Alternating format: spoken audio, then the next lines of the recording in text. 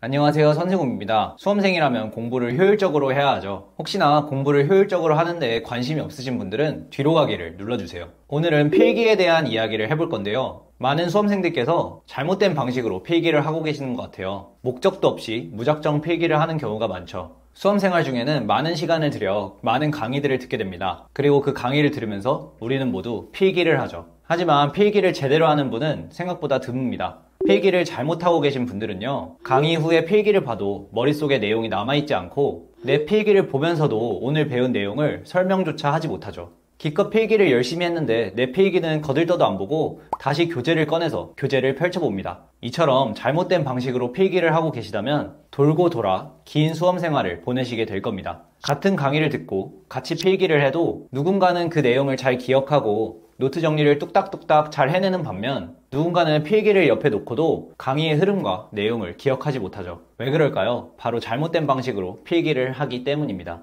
제대로 된 방식으로 필기를 하게 되면요, 필기만 보더라도 그날 강의의 내용이 90% 이상은 생각이 나고 노트 정리도 술술 하게 될 겁니다. 필기를 제대로 한다는 건 그리 어려운 일이 아닙니다. 관점 하나만 바꾸면 되죠. 제가 이 영상 10분 안에 앞으로 여러분들이 제대로 된 필기를 할 수 있게끔 만들어 드릴게요. 저는 이 필기 방식으로 고등학교 때부터 전교권의 성적을 받아왔고 성균관대학교를 졸업했고 임용고시를 수석으로 합격했죠. 본인이 필기를 어떻게 하는지 모르겠는데 오늘 영상을 끝까지 보시지 않는다면 많은 시간을 수험생활 동안 낭비하게 되실 거예요. 자, 준비되셨나요? 본격적으로 시작해볼까요?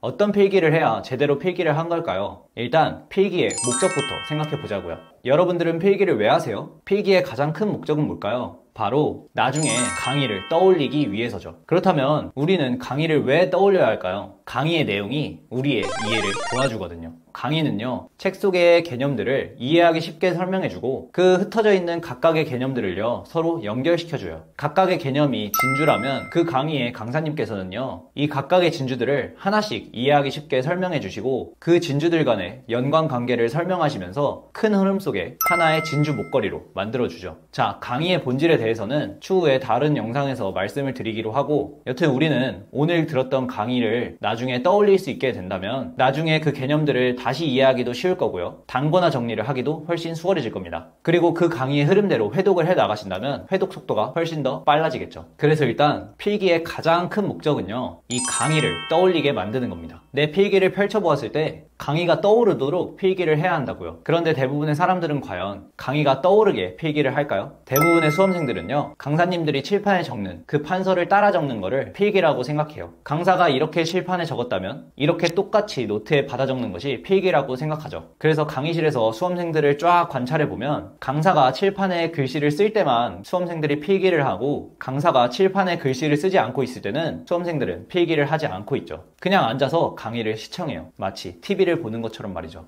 그런데 과연 이렇게 강사의 판서만 똑같이 베껴 적는다고 해서 나중에 그 필기를 봤을 때 강의가 떠오를까요? 절대 떠오르지 않을 거예요. 각각의 개념들이 파편으로만 적혀져 있으니까요. 그냥 우리는 강의 중에 키워드들만 적어놨을 뿐이에요. 그게 다죠. 이 키워드를 나중에 본다고 해서 강의가 절대 떠오르지는 않을 거라고요. 그렇다면 필기를 나중에 보았을 때 강의가 떠오를 수 있으려면 우리는 어떻게 필기를 해야 할까요? 바로 강의의 흐름을 필기에 두어야 한답니다. 오늘의 핵심, 강의의 흐름을 필기하라는 겁니다.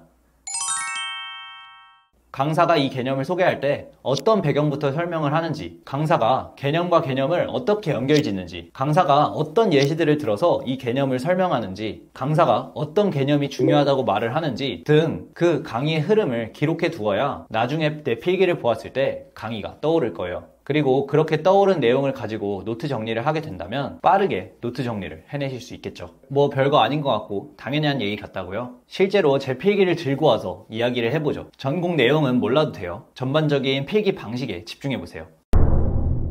수업 중에 강사님께서는 이렇게 칠판에 필기를 하셨어요. 그리고 제 최종 필기를 보면 이렇게 되어 있죠. 왼쪽의 필기는 대부분의 수험생들의 필기예요. 강사님의 판서를 따라 적은 강사님의 판서 노트죠. 그냥 개념들이 파편화되어 있죠. 강의를 듣지 않았다면 무슨 얘기를 하는지 봐도 모를 거예요. 하지만 오른쪽 제 필기에는 강의의 흐름까지 잘 적혀 있어요. 강사가 어떤 예시를 들어가면서 수업을 진행했는지, 물리 메모리를 가르치다가 어떻게 해서 논리 메모리로 설명의 흐름이 넘어오게 되는지 잘 적혀 있죠. 이렇게 강사가 개념과 개념을 이어주는 설명을 잘 필기해두면 강의를 기억하고 개념들을 장기 기억화하는데 도움이 된답니다. 강의를 2번 들을 필요가 없어요. 내 필기를 읽는 것 자체가 강의를 한 번 더 보는 셈이 돼버리는 거죠. 별거 아닌 것 같아도 복리의 힘이라는 게 있어요. 모든 개념들을 이렇게 흐름까지 가지고 필기한다면, 그리고 이 흐름을 가지고 단거나 노트를 만들고, 그리고 이 흐름을 가지고 회독을 해 나가신다면 나중에는 다른 이들과 큰 격차를 만드실 수 있을 겁니다. 자, 이렇게 개념과 개념 사이의 연결 관계뿐만 아니라 저는 강사님께서 들어주시는 개념의 설명 예시들도 함께 필기합니다. 이렇게 설명 예시들을 필기에 적어두면 이 예시를 사용해서 나중에 복습하게 될 때 이해가 쉽게 된답니다. 또 저는 강사님께서 판서 없이 말로 설명하시는 그 논리들도 빠짐없이 필기합니다. 그냥 말을 받아 적는 게 아니라 강사님의 설명을 귀로 듣고 머릿속으로 이해하고, 그리고 저만의 언어로 바꿔서 필기하죠. 이런 식으로 말이에요. 만약 강사님께서 고산병에 대해서 이러한 판서를 가지고 설명을 하신다고 생각을 해볼게요. 저라면 설명을 들으면서 이런 필기들이 추가될 거예요. 강사님의 설명을 들어보시면서 제 필기에 집중해보세요. 높은 곳에 올라가면 산소가 줄어들지? 그러면 우리 고산병에 걸려. 주변에 산소가 없으니까 혈액 내의 산소도 줄어들거든. 그걸 우린 산소 분압이 줄어든다고 이야기한다. 자, 우리 몸이 고산병을 느끼게 되면 우리 몸은 어떻게 반응하냐고? 첫 번째, 숨을 헐떡여. 산소가 주변에 부족하니까 우리 몸이 산소를 많이 먹어야 되거든. 두 번째, 심장이 빨리 뛰어. 혈액에 산소가 적으니까 혈액이 빨리빨리 돌면서 산소를 최대한 공급해줘야 되거든. 세 번째, 뇌혈관이 확장돼. 우리의 뇌가 산소를 정말 많이 잡아먹는데 피 속에 산소가 부족하잖아. 그럼 어떻게 하겠어? 뇌에 최대한 많은 피를 올려줘야겠지. 그래서 뇌의 혈관이 확장돼. 그럼 뇌에 피 자체가 많이 공급되지 않겠니? 자, 제 필기가 추가되는 모습을 보니 감이 조금 잡히시나요? 강사님께서 꼭 판서를 하지 않아도 개념을 설명하는 흐름과 논리를 듣고 그 내용을 내 머릿속에서 이해하고, 그러고 나서 줄글이 아니라 나만의 언어로, 나만의 도식으로 빠르게 필기를 해두죠. 이렇게 적어둔 강사님의 설명 흐름은 나중에 복습을 할 때 큰 힘이 된답니다. 그래서 사실 우리의 손은요, 강사님이 판서를 하고 계실 때뿐만 아니라 강사님이 판서를 하지 않더라도 개념들을 설명해 나가실 때 더 열심히 움직이고 있어야 됩니다. 아, 그리고 강의의 흐름을 적는 이 필기 방식을 실천할 때 주의해야 될 점이 하나 있는데요. 바로 받아쓰기를 해선 절대 안 된다는 거예요. 우리는 지금 받아쓰기를 하는 게 아니에요. 강사님 말 하나하나, 문자 하나하나에 집중해서 무작정 똑같이 받아쓰기를 하는 게 아니라요. 먼저 강사님의 설명을 충분히 듣고, 그리고 나서 내 머릿속에서 이해하고, 그리고 나서 나만의 도식과 나만의 언어를 활용해서 필기를 해두는 겁니다. 이 과정은 인풋과 아웃풋이 동시에 일어난답니다. 설명을 듣고 내가 이해할 때는 인풋, 그리고 이 내용을 내 언어와 나만의 도식으로 적어낼 때, 필기를 해나갈 때는 아웃풋이 발생하죠. 네, 맞아요. 저는 강의를 들으면서 필기하는 그 상황 속에서 계속 인풋과 아웃풋을 하고 있는 거예요. 이렇게 필기를 하다 보면요, 자연스럽게 강사의 설명에 귀를 기울이게 돼요. 그걸 순간적으로 이해를 하고 나만의 언어와 나만의 도식으로 바꿔서 필기를 해내야 되거든요. 그러니까 머리가 돌아가야만 할 수 있는 필기인 거죠. 그냥 힘 빼고 그 강사의 강의를 시청해서는 절대 할 수 없는 필기라고요. 이렇게 의도적으로 계속 생각하면서 강의의 흐름을 필기로 남기시게 되면요, 수업 시간에 졸릴 수가 없고 수업 시간 동안 머리가 뺑뺑뺑뺑 돌아간답니다. 머리를 멈추는 순간 필기를 남길 수가 없거든요. 자, 그래서 오늘 강의의 흐름을 적는 필기에 대해서 말씀을 드려봤는데요. 지금까지 말씀드린 내용을 정리해보면 다음과 같아요. 자, 첫째, 우리는 나중에 강의를 떠올리기 위해서 필기를 하고 있고, 그렇기 때문에 강의의 흐름 자체를 필기로 남기는 것이 좋다.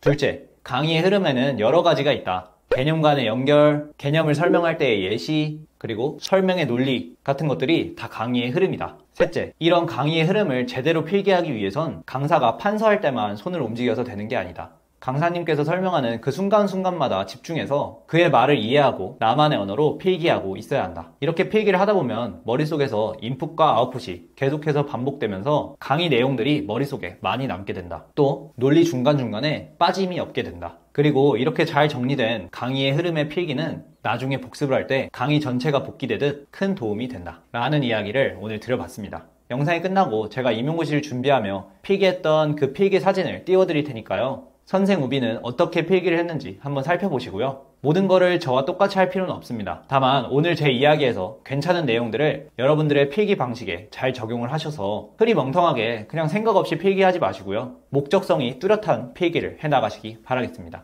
그럼 오늘의 이야기는 여기서 마무리하겠습니다. 공부하시느라 정말 고생 많으셨습니다. 그럼 안녕. 뿅.